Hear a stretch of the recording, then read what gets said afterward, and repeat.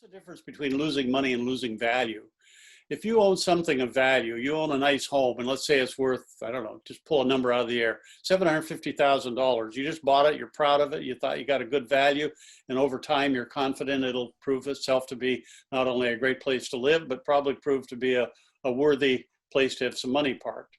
And the next day after you bought it, somebody knocks on the door and says they just were looking at a study that shows that there's an earthquake fault line in Seattle that imperils Bainbridge Island as well, and that they're willing to buy your house and take on that risk, but they'll only pay you $500,000 for the house.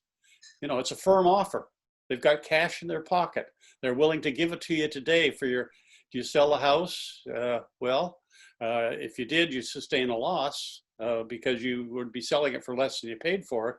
If you just said, no, you know, that's, I don't need to take that loss. The value hasn't dropped. The price that you're offering has dropped. But the distinction between price and value is something people don't take time to consider. You're considering it when you say, no, I'm not going to sell you my house for 2/3 of what I know it to be worth.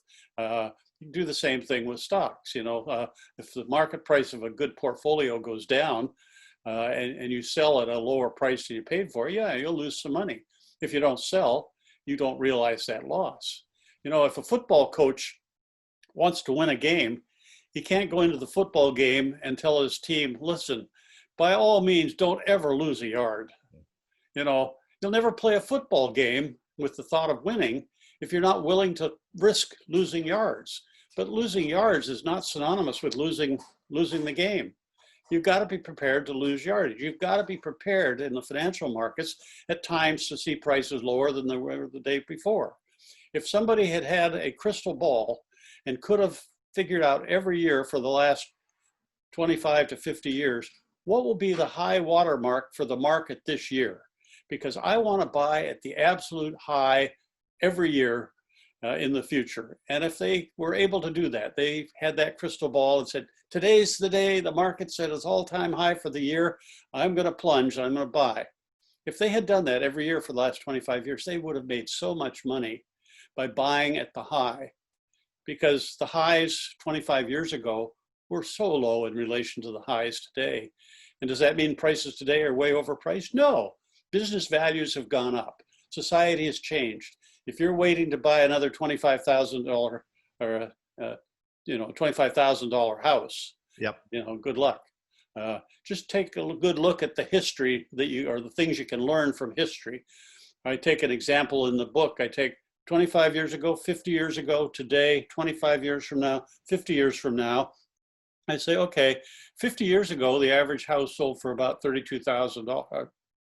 $32,000. 25 years ago, the house sold for about $135,000. Today, that average house is about $330,000. Those are the increments of change over that 25 and 50-year period of time. Take those same increments of change and extend them into the future. That $350,000 house today is going to be worth about $800,000 in 25 years. And it's going to be worth, I think the number is about $2.5 million in 50 years. Just take a look at what history has shown us and take a look at the probability of modest history repeating itself. By the way, Paul, I did look at that table, and just to correct you, it's not 330,000, it's 331. I just want you to know I actually read the book, okay? But I saw that 800 and some $1,000 what the future value of the house would be. I calculated the compound rate of return for the, from 50 years ago till 25 years ago, it was about 7%, I believe. Yes. The following 25 years, it was between 3 and 4, I think.